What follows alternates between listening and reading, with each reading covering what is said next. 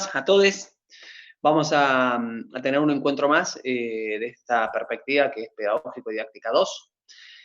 Bueno, les comento un poquitito, hagamos una intro antes de comenzar a la clase del día de la fecha. Varios temas en cuestión. El miércoles pasado tuvimos una reunión, los profes de la carrera, los profes de Filo, digamos los que trabajamos acá, yo soy profesor de filosofía, acerca de la carta, bueno, acerca de varias temáticas y dentro de eso se leyó la carta de ustedes.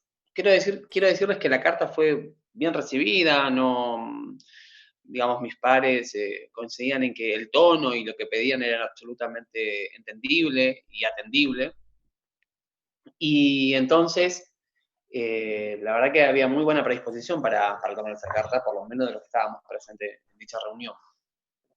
Así que calculo yo que en las próximas horas, días, estará viendo algún tipo de respuestas. Lo que sí habíamos quedado en que cada uno iba a abordar en su espacio un poquito este tema de la carta y qué respuesta se le iba a dar. Yo me acuerdo que el miércoles anterior les había preguntado si querían alguna propuesta, algo por el estilo. Ustedes me habían dicho que no tenían problema en esta perspectiva, al menos hasta ahora. Así que solamente reiterarles que desde este espacio lo que ustedes quieran proponer para ver el tema de las actividades y todo lo más, que estamos yendo igual bastante tranqui, no hay ningún tipo de problema en recibir sugerencias, ideas y propuestas para que les sea más ameno la clase. Igual a mí me gusta que la clase sea amena, llevadera, no porque sea amena y llevadera quiere decir que no hay que leer, hay que leer, hay que hacer las actividades, hay que trabajar, hay que pensar. Digamos, no creo que el maltrato o el gesto, el rictus serio forme parte de un proceso de enseñanza y aprendizaje, por lo menos de mi posicionamiento ético, político, pedagógico. Así que, y sí, una postilla nada más, todos los profesores coincidían en que ustedes eran un muy buen grupo. Yo digo, la primera vez que lo estoy teniendo por este medio virtual, digamos, pero sí, todos coinciden en que ustedes son, en todos los sentidos, un gran grupo humano, que hacen la tarea, todo, que hacen en el foro. Así que yo, sí que hacen en el foro. Dije, entonces voy a tener que ajustar más, voy a tener que poner fecha, voy a tener porque si le cumplen a todos. Y yo dije, a mí me participan 3 4 en el foro, dije, hay que ajustar más.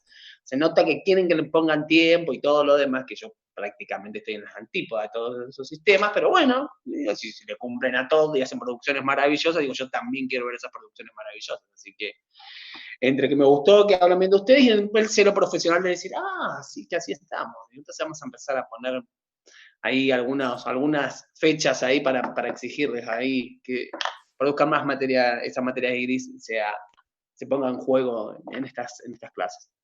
Segundo, ayer tuvimos el conversatorio con Pulido Chávez, un pensador contrahegemónico, es un neomarxista latinoamericano. Yo no soy marxista, pero no obstante creo que todas las corrientes de pensamiento alternativas a la pedagogía positivista.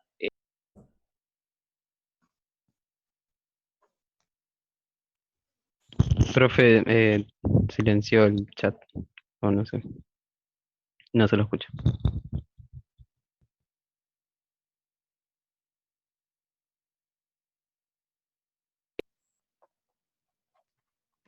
Bueno, escuchen un momentito. Bueno, ayer tuvimos el conversatorio con Pulido Chávez, ¿no? Y este conversatorio fue bastante interesante. Ahora les voy a hacer algunos planteamientos. Les voy a pedir que me esperen 2 segunditos, que ya vuelvo, ¿listo? Son como mucho 3 minutitos, y ya vuelvo. Primero que tengo.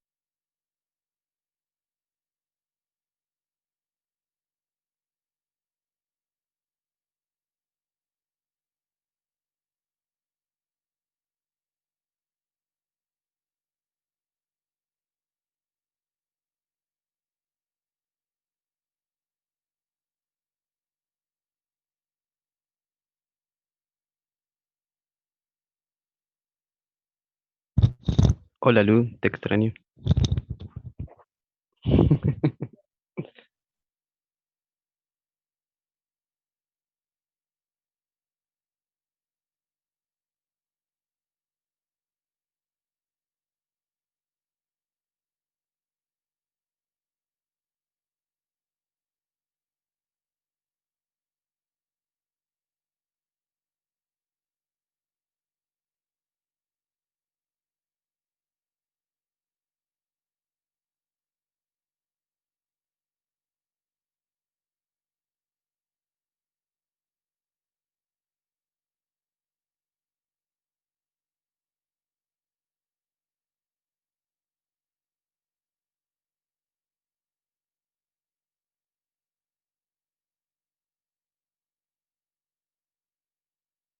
Muy bien. Volví. Perdón la interrupción.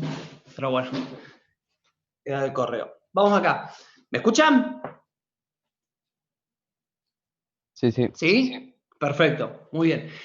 Ayer tuvimos el conversatorio con Pulido Chávez, entonces les comentaba, este pensador contrahegemónico, neomarxista, y planteaba varias cuestiones en torno a la educación, ¿no?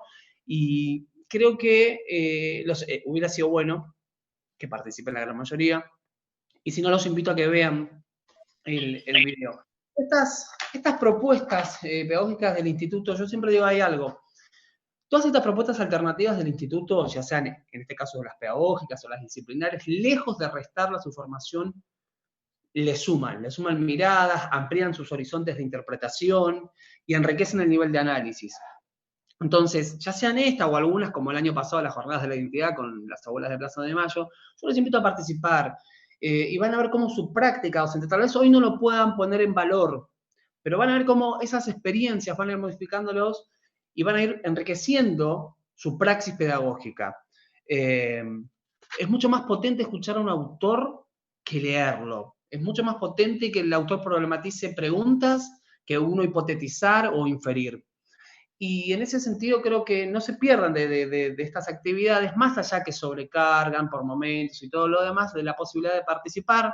En estos momentos están, pero una cantidad impresionante de actividades de formación por todos lados, de diferentes organismos, y la verdad que en mi universidad el viernes tiene uno con Marisa Graham, que es la defensora de los niños, niñas y adolescentes, tiene una actividad a las 11 de la mañana, después por ahí se la comparto, muy interesante sobre considerar a la infancia y a la adolescencia de la perspectiva del enfoque de derecho y de género, bastante piola para poder pensarnos. Y después la Comisión Provincial por la Memoria el viernes por la tarde también tiene un conversatorio, pero sobre el Estado y el neoliberalismo. La Comisión Provincial por la Memoria es el organismo de derechos humanos de la provincia. Bueno, así hay un montón a lo largo y ancho de nuestro territorio que, digo, si quieren y pueden, si se reúnen estos dos elementos, los invito a que su práctica se va transformando, sean porosos, o sea, a otras miradas, a otras perspectivas, no para que uno deje de ser aquello que piensa o aquello que sostiene o aquello que cree, sino simplemente para poder incorporar otras miradas que le permitan enriquecer el análisis. Con esto voy a hinchar siempre porque es lo mejor que nos puede pasar a todos. Y más a ustedes que son de filosofía, este es un profesorado en ciencias sociales, el Instituto 82. Bueno, el conversatorio da para que hablemos un montón de temas. A mí me gustó mucho lo que dice, el autor dice, bueno, la pedagogía liberal está pensada en el futuro. Entonces, yo te educo para el futuro porque vas a progresar, porque vas a ser alguien, porque no, y no en el hoy, no en el sujeto que hoy es, en el sujeto que aprende de su realidad, de su contexto, y eso es para hablar horas y horas, pero bueno, no. El contenido nos llama, es tiránico. Muy bien. Fuera de estos dos temas, ¿pudieron ver los videos? Ahora necesito que tomen la palabra ustedes, después nos metemos en todo esto para seguir enriqueciéndolo. ¿Pudieron ver los videos? ¿Dónde está la casa de mi amigo y escuela de rock? Quiero que de manera Yo sí lo sucinta, vi. grande, si pueden decirme brevemente, es tiránico esto, pero aunque sea en un minuto, más o menos su reflexión de la observación que hicieron. Tomen la palabra, porque si no lo voy a empezar a nombrar yo.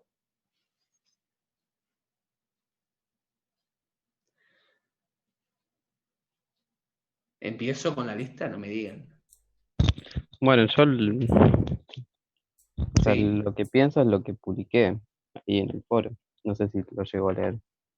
No, Lucas, leí lo de los anteriores compañeros, no el tuyo. Decime. Uy, bueno, entonces lo tienen que leer. Pero ay, acá lo tengo todo desarmado. Verbalice lo que vio, no hace falta, que no es una gran reflexión. Esto es poner en juego lo que vimos, nada más. Porque inclusive los tres que leí veíamos cosas diferentes en el foro. Entonces, ¿qué es lo que ve usted? Bueno, a ver, empiezo con el de escuela de rock. Sí. Mm, Bueno, dice que el profesor se interesa un poco más en los alumnos, en escucharlos, su gusto, pero más allá de eso yo vi otra parte que decía que, bueno, que en cierta forma como que desacreditaba o rechazaba algunas, en sí, las opiniones de los alumnos, Ujú. sin tener en cuenta que puede producir alguna respuesta negativa, como eh, no participar más, en Ujú. cierto sentimiento, no sé, frustración, por así decirlo. Y, y también puse que utiliza como un tono sarcástico, un tono, Ujú. sí, sarcástico, en cuanto utiliza, ponerle, eh, decía, eh, aquella voz rubiecita o algo así, o rubia, Ujú. y después cuando mencionaba al morenito, o al moreno, como los mencionaba, había como, no sé, un tono sarcástico en esa Muy parte. bien. No sé si Bien. otra persona quiere compartir. Ya Lucas se le está haciendo mucha presión, por favor. ¿Alguien que quiera tomar la palabra? Las compañeras, avanti, tomen la palabra, posicionen. Encuentro que viene, agarro la lista y empiezo a decir, no voy a empezar hoy, así que si no, nadie va a tomar, bueno, vamos a hacer. Pamela, usted, porque la estoy viendo a usted.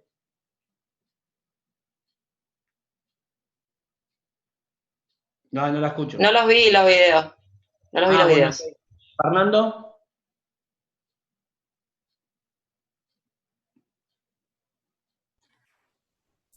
Perdón, profe, ¿de qué están hablando? Que llegué recién. Los videos del foro, ¿no los vio? Melissa. Melissa, Hola, profe. Sí, estoy acá. bien. Bueno, con respecto a la casa de mi amigo, me hizo acordar mucho a lo que siempre cuentan mis abuelos o la gente de antes, que bueno, que era bastante disciplinario, muy estricto, hasta se le pegaba a veces a los alumnos, y entonces más o menos me hace acordar a eso, que quizás hoy en día también hay situaciones, no creo que a ese punto, pero sí de ese respeto al docente porque solamente es docente. En sí no es un respeto mutuo, tampoco vi que haya una escucha de parte del docente de querer saber Pero, por qué. ¿hay respeto de los alumnos? ¿Eso se puede considerar respeto? Digo, ¿Cómo, me cómo? parece que hay otro término para lo que tienen esos estudiantes para con su profesor. Sí, más que nada Pregunta. miedo, me parece, sí. Ah, sí, Sí, sí. o sea, respeto a través del miedo, de, Miedo. de, de esa manera, disciplinar a los estudiantes. Porque hoy vamos a Después, hablar qué es el sí. respeto y todo lo demás. Sí, Claro, por eso bien. digo que por ahí un respeto mutuo sería una escucha también, por qué el estudiante no llevó un cuaderno o no solamente la opinión del docente. Bien, Después, bien. con respecto el de la escuela de rock, si bien también vi eh, esas calificaciones a los estudiantes, bueno, lo tomo más por el lado de que es una comedia y que el docente quiere crear como un vínculo más libre o de menos miedo y más confianza, porque también los estudiantes tienen esa presión parece que vienen de disciplina, de tomar lista, de que sea todo muy sistemático, y como que él Sí. quiere romper con eso. Lo veo más por ese lado que por ahí esa Sí, Perfecto. parte. igualmente, profe, hola, ¿Quién? Joana. Bien. Eh, vi en el video de Escuela de Rock que si bien sí se abre un poco más que el otro video, igual se está imponiendo el pensamiento del profesor por encima de los estudiantes. Ahora lo vamos a hablar, sí, por supuesto que sí. Ahora, ¿por qué? ¿Cómo se llama eso? Bien, bien, a ver, porque se va a hacer largo. Se corta y volvemos a ingresar a la misma dirección, porque si hoy no vamos a llegar y no voy a correr, si vamos más lento, porque son varios temas. Porque el trabajo de este cuatrimestre va a ser justamente analizar esas escenas con los textos que vamos viendo y vamos a ponerlo en tensión. Cuando el educador observa, que es lo que van a hacer ustedes, hay como tres facetas a la hora de observar. Registro lo que pasa, que es la narración de los hechos, ¿no? Yo registro lo que pasa. La segunda columna es cómo eso me afecta a mí, cuál es la afectación que tiene ese hecho en mi subjetividad, en mi cuerpo, en mi cuerpo como territorio que siente. ¿Me explico lo que quiero decir? A todos nos afecta de la misma manera las cosas que pasan. Por eso estas dos escenas pedagógicas en Escuela de Rock, a algunos les pareció simpático y a otros les pareció violento, digamos, y le va a parecer en la medida que los miren, le vamos a ver por qué y qué hay detrás de todo eso. Y el tercer punto es el análisis, que es cuando uno, teniendo en cuenta el hecho y lo que le pasó, se puede escindir de solamente la emotividad para poder comprender qué es lo que está ocurriendo ahí. Y estos tres elementos, es decir, registro lo que pasa, también identifico lo que me pasa a mí con eso que está ocurriendo en el aula, o con lo que está pasando entre los estudiantes o entre los estudiantes y el educador, y me tengo que despegar de eso para poder analizarlo. Y esto es algo que va a ser sistémico y lo van a tener que hacer a lo largo de sus carreras, todo el tiempo. Todo el tiempo, porque es si yo me dejo llevar solamente por lo que siento, y mi intervención puede llegar a ser muy pobre. E inclusive puede llegar a ser errada, muy errada. Por estos tres elementos a la hora de observar se ponen en juego siempre. Lo que está ocurriendo, cómo me afecta a mí en tanto sujeto, y qué análisis hago. Esto lo dice bien Marta Souto, que es una de las pedagogas que escribió más sobre la observación en el aula. Estos tres elementos a la hora de observar tienen que estar siempre en juego. ¿Por qué construimos la mirada y por qué estos dos videos? Porque la casa de mi amigo claramente tiene un orden disciplinador en donde es magicentrismo, la figura pasa por el docente, hay ahí unos cuerpos disciplinados, se paran, y si no se paran, el profesor los hace parar. Los estudiantes se refieren al profesor, al docente, no como maestro, no como profesor, sino como señor. ¿Me explico lo que quiero decir? El cuaderno juega el rol de registrar y es utilizado. Eso no es escuela tradicional, eso es escuela nueva, cuidado. Esa partecita. ¿Por qué? Porque el cuaderno jugaba como el registro de la evolución del aprendizaje de los estudiantes. Podían comprender. El profesor se escandaliza por algo pequeño, que los estudiantes la verdad que no estaban haciendo un gran alboroto, sino que era algo totalmente, bastante light, si se quiere, ese término poco académico. Y lo que hay es no es que el profesor no habilita la palabra, el problema es cuando habilita la palabra. Habilita la palabra después de que le rompa el trabajo a Desmansabé. Después de eso, después que rompe y el niño llora, es donde él habilita la palabra, o la escucha, mejor dicho, la pedagogía de la escucha para hacer, bueno, ¿por qué está llorando? Pero primero él rompe. ¿Me explico lo que quiero decir? No es que no hay empatía, el problema es que la empatía que empieza a registrar el profesor está muy marcada por lo que se espera que los estudiantes sean. Y el estudiante tiene que responder a cumplir con la tarea, a cumplir con los objetivos. Entonces, pero no es que no hay ningún grado de vinculación afectiva. Incluso en ese sistema rígido, en algún momento te trastoca porque trabajamos con personas, no somos seres indolentes. Entonces la película muestra en tensión que incluso en esos sistemas rígidos, la película es de 1979, iraní, o sea, fíjense que son todos varones, no hay mujeres, digamos, hay para seguir problematizando todo esto. Y todo lo que implica esa estructura, lo que nos está hablando justamente de qué es lo que se espera sobre los estudiantes, que sigan un modelo establecido, rígido, en lugar del profesor como dueño del saber, pero no quita que aún en esos contextos haya lugar de ponerse en la empatía. ¿Por qué? Porque el profesor también siente sobre su cuerpo la obligación de formar a esos niños en base a lo que se espera que sean. ¿Me explico lo que quiero decir? En escuela de rock, no hay un modelo tan alternativo al modelo que la escuela era, ni para nada. Los pibes están automáticamente domesticados, son cuerpos dóciles. Este profesor irrumpe en escena y la estudiante le dice, tenemos que tomar lista, y empieza a tomar lista. ¿Por qué? Porque está ritualizado, ya se sabe lo que se espera, ya sabe lo que tengo que hacer. Este falso profesor reacciona, la empuja. No le dice, podés tomar asiento, por favor. La empuja directamente del lugar donde estaba ocupando. Y empieza a indagar en los saberes de los estudiantes con respecto a su proyecto de la banda de rock, ¿no? Y a partir de ahí le decimos, bueno, ¿y ustedes qué escuchan? Pero no para indagar en qué escuchan de un lugar desde saber qué es lo que escuchan, sino para impugnárselo directamente. No hay ahí una real empatía, porque aparte se refiere a eso como rubia, morenito, no tienen nombre. ¿Ustedes se imaginan diciendo eso en una escuela de, no sé, de Gregorio de la Ferrer? ¿Con qué adjetivos? En Rafael Castillo, en Isidro Casanova, en González Catán. Yo quiero saber cómo salen a los secundarios y ustedes empiezan a decir esos calificativos. Es absolutamente violenta esa parte.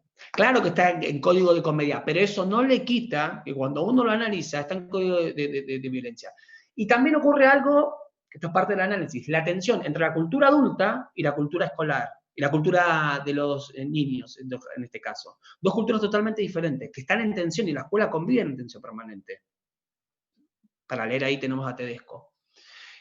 Y lo último que hay ahí, miren lo que hay en una escena de 1 minuto y 28 segundos. Es, ¿qué le enseñan en este lugar? O sea, ¿qué enseña la escuela si no tiene nada que ver con lo que pasa en la vida? Hay una distancia, pareciera ser, entre el saber escolarizado y el saber que me sirve para la vida. Ojo, ¿qué ocurre? Después hay que ver si la escuela tiene que enseñar todo lo que es para la vida o si el saber escolarizado tiene su peso en lo que tiene que ver con los saberes para la vida. Pero eso es cuento para otra historia, largo y tendido. Bueno, les voy a subir 2 escenas la semana que viene, esta semana, no, la semana que viene, para que la analicen, participen de ahí, porque la actividad para este cuatrimestre va a ser justamente ver estos textos a la luz de esos. Hay mucho más para contar, pero como digo, yo creo que 2 sesiones de 40 minutos va a estar bien, o una 40 minutos y más 20, algo así, para no correr. Bueno, ¿alguien quiere tomar la palabra? ¿Quiere decir algo? ¿Prosigo? ¿Nadie? Perfecto. Prosigo. Bueno, gracias. Vamos acá. La semana pasada vimos el marco general de la política curricular de la provincia de Buenos Aires. Hacemos un pequeño repaso. Vimos que la provincia de Buenos Aires, su sistema educativo, está gobernado por la ley 13.688. Nuestra provincia, el organismo de conducir el sistema educativo es la Dirección General de Cultura y Educación. A su vez, la Dirección General de Cultura y Educación, la DGCIE, tiene direcciones por niveles. Nivel inicial, nivel primario, nivel secundario y nivel superior. ¿Hasta acá estamos bien? Todo lo que se enseña en cada uno de esos niveles están en los diseños curriculares. ¿Qué son los diseños curriculares? Son los documentos donde figuran los contenidos, objetivos a lograr en nuestras clases a lo largo del ciclo lectivo. Ahora, todos los diseños curriculares están normados por el marco general de la política curricular. Es decir, el marco general de la política curricular de la Dirección General de Escuelas establece, por así decirlo, los criterios para elaborar los diferentes diseños de las materias con los cuales ustedes van a elaborar su planificación anual, la planificación del año, y, en este caso que son estudiantes, la planificación de las clases que van a ir dando en los diferentes espacios de la práctica docente. Dijimos que las características que presentan los contenidos es que son relacionales, paradigmáticos, prescriptivos, comunes. Entonces, estas características nos dicen que en la provincia de Buenos Aires el contenido rige aquello que tenemos que enseñar. Y lo que hacemos nosotros como profesoras y profesores es contextualizar el contenido según la realidad de nuestra aula y del contexto en el que estemos trabajando. Vimos que la provincia de Buenos Aires, aparte de los niveles, tienen modalidades, por ejemplo, jóvenes y adultos, por ejemplo, psicología y pedagogía, que acompañan a los niveles para fortalecer los procesos de enseñanza y aprendizaje. ¿Hasta acá estamos bien? Esto es así, brevemente lo que vimos en la clase pasada. Vamos al encuentro de hoy. Nosotros empezamos a hablar de los sujetos, ¿se acuerdan? Y dijimos que el marco general define quién es el sujeto pedagógico. Y el diseño curricular dice que el sujeto pedagógico no es ni el docente ni el estudiante. El sujeto pedagógico alude a algo relacional, a lo que se produce entre el docente y el estudiante, entre el educador y el educando. Y esta relación es el sujeto pedagógico, que va a estar mediada por los diferentes diseños curriculares, es decir, por los contenidos a aprender. Una compañera decía, profe, estamos hablando de la triada, me decía la otra vez, bueno, hay algo de ese elemento, le dije que el concepto de triada hoy está en tensión. ¿Hasta acá estamos bien? Ahora bien, entre este sujeto que enseña y este sujeto que aprende, hay diferentes relaciones que tenemos que ir viéndola.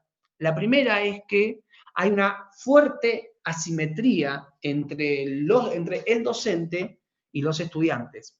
Ahora, la asimetría no me coloca a mí en un lugar de superioridad y dominación. No me debe posicionar desde ese lugar. La asimetría me coloca en un lugar de responsabilidad para con el proceso de enseñanza y aprendizaje del otro. ¿Me explico lo que quiero decir? O sea, por supuesto que el profesor tiene un poder que no tiene el estudiante, pero esa asimetría no es una asimetría de dominación, o mejor dicho, no debería ser una asimetría de dominación, sino que tiene que ser una asimetría que me coloca a mí en el sujeto responsable de este proceso, de lo que acontece en mi aula. Entonces, esa simetría coloca al educador, digamos, en una posición de mayor responsabilidad. El problema es que cuando la simetría se entiende como vínculo de dominación, bueno, evidentemente ahí tenemos un problema de la construcción del segundo elemento que se llama construcción de la autoridad pedagógica. Entonces, decimos que entre este sujeto que aprende y el sujeto que enseña hay asimetría. Y después, ¿qué es la autoridad pedagógica? La autoridad pedagógica es lo que tenemos todos nosotros cuando nos colocamos en nuestro lugar de educador y educadora frente a las aulas. Esa autoridad pedagógica no está dada porque sí, no está dada por el hecho de que yo sea docente. O sea, no basta con que yo porte un título de filosofía para que automáticamente el sujeto que está enfrente mío me tenga respeto. Entonces tengo que construir en un determinado contexto esa autoridad pedagógica. ¿Cómo se construye esa autoridad pedagógica? De manera relacional, vinculándome con la escucha atenta. El diseño curricular plantea claramente que uno tiene que estar presente en el aula con la escucha atenta. O sea, no basta estar en el aula. Hay que estar presente de manera activa con la escucha, esperando, viendo qué es lo que quieren los estudiantes de nosotros. ¿Qué es lo que están esperando? ¿Qué es lo que no están diciendo y qué es lo que nosotros no estamos pudiendo posibilitar que digan? Entonces, en esa autoridad pedagógica es más respetada, es más valorada en la medida que el docente genera esto. Distinto es creer que autoridad pedagógica es miedo. No, le hago la tarea porque si no se va a enojar y me va a retar. Cumplo con esto porque en realidad me va a desaprobar. Eso no es autoridad pedagógica. Eso es otra cosa. Pero la autoridad pedagógica es cuando el otro me otorga a mí la aceptación de lo que yo le estoy diciendo es válido para su aprendizaje, para lo que él necesita para esta materia. No es lo mismo autoridad que poder. La autoridad pedagógica siempre, la autoridad siempre es legitimada. Yo le doy al otro el consentimiento de lo que me está diciendo. Cuando ustedes van al médico y el médico le dice, me duele la cabeza y me duele el hombro, y el médico te dice, tenés un traumatismo, uno le cree al médico que tiene traumatismo porque le está confiriendo legitimidad a lo que está diciendo. ¿Me explicó? Poder es otra cosa. Poder es cuando yo lo hago independientemente, cuando yo acepto lo que el otro hace independientemente de mi voluntad. Me van a robar, me ponen un fierro acá, el otro está ejerciendo poder sobre mí. No estoy dando mis cosas porque yo quiero.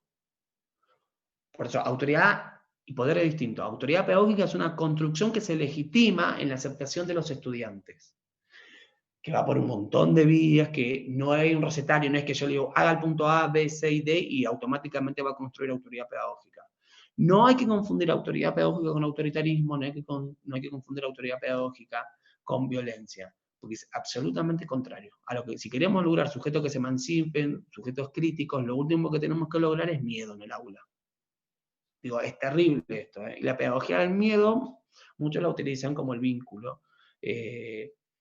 ¿Por qué? Problematizo, ¿por qué será que muchos docentes utilizan la pedagogía del miedo como forma para gestionar su aula?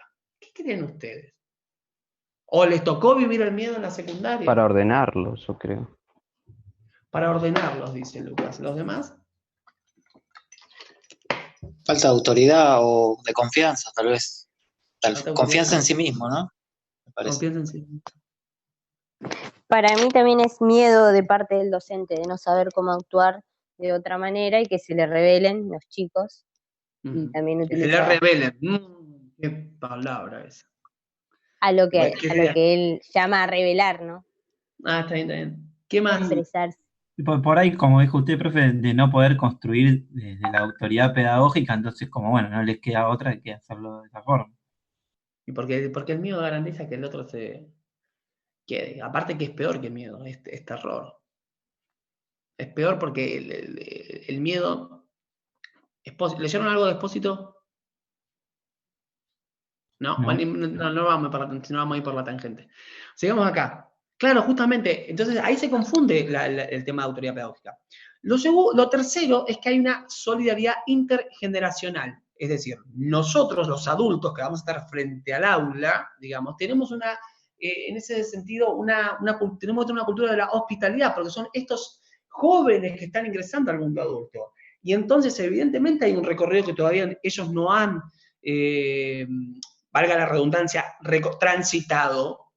Y entonces ahí la cultura adulta tiene que habilitar como la cultura adulta tiene que habilitar la posibilidad que transiten este paso, que entiendan las complejidades que pasa el mundo adolescente, las tensiones que pasan las adolescencias. La adolescencia, que es una etapa compleja, dinámica, pero hermosa, digamos, está atravesada por múltiples tensiones, que muchas veces colocan a nuestros estudiantes en una situación realmente bastante angustiante. Entonces ahora, ¿qué hace el adulto frente a eso? ¿Niega lo que está pasando? ¿Lo impugna? ¿Lo valida todo? No, habilita la escucha. Habilita, ¿qué cosa? El poder de darle al otro la palabra, que diga lo que quiera. Ahora, que diga lo que quiera no quiere decir que diga lo que quiera a costa de. No vamos a habilitar la palabra en el aula para que el otro se desubique, para que nos falte el respeto, para que sea, ¿cómo le voy a decir esto? Una situación desagradable para ustedes. No se trata de que nos falten el respeto, se trata de habilitar la palabra para saber lo que está diciendo. Emiliano dice, es paradójico porque respetan al que tiene el miedo. No, justamente, que estamos confundiendo, Emiliano dice, al más autoritario, es que no es, estamos confundiendo respeto a la autoridad pedagógica y el miedo, que son dos cosas distintas. El problema es que confundimos el miedo que le tienen, yo le hago la tarea porque le tengo miedo, que distinto es decirle, hago las cosas porque tengo respeto, porque creo que lo que está enseñando es mejor. No es contradictorio.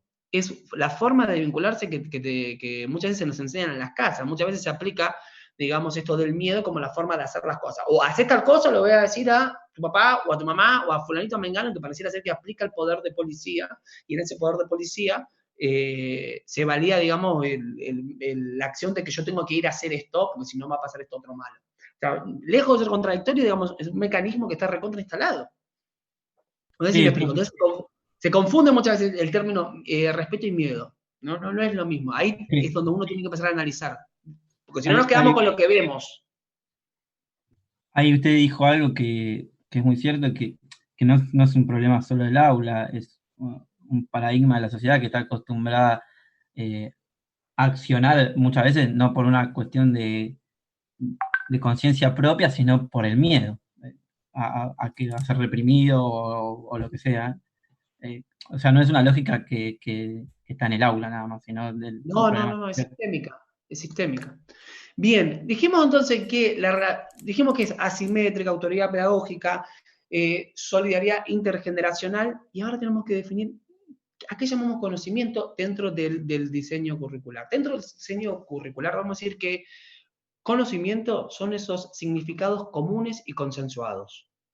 O sea, ¿qué es enseñar? Enseñar es transmitir conocimiento. ¿Qué es conocimiento? Muy bien, conocimiento son los significados comunes y consensuados.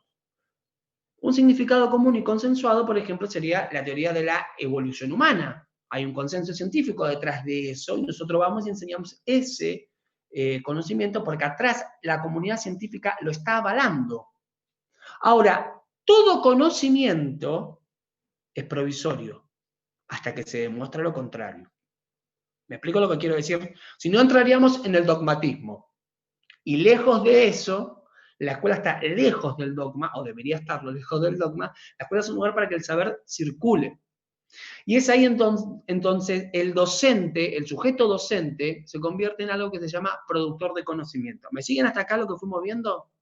Los diferentes ítems que fui avanzando.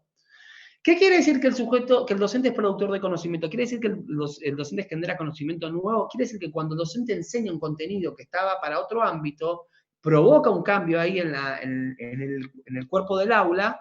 Lo que ocurre es que está generando nuevos aprendizajes. Lo que está generando es que esos pibes asimilen esos contenidos. Ingresamos de nuevo al link, cuando se corta ingresamos de nuevo al link. Eso es lo que está provocando. Por eso el docente no deja de ser productor de conocimiento y no hay que quitarnos nunca esta valía, porque nos pensamos muchas veces como meros reproductores. Y cuando ustedes enseñan en el aula, lo que van a generar y lo que van a provocar con su conocimiento y con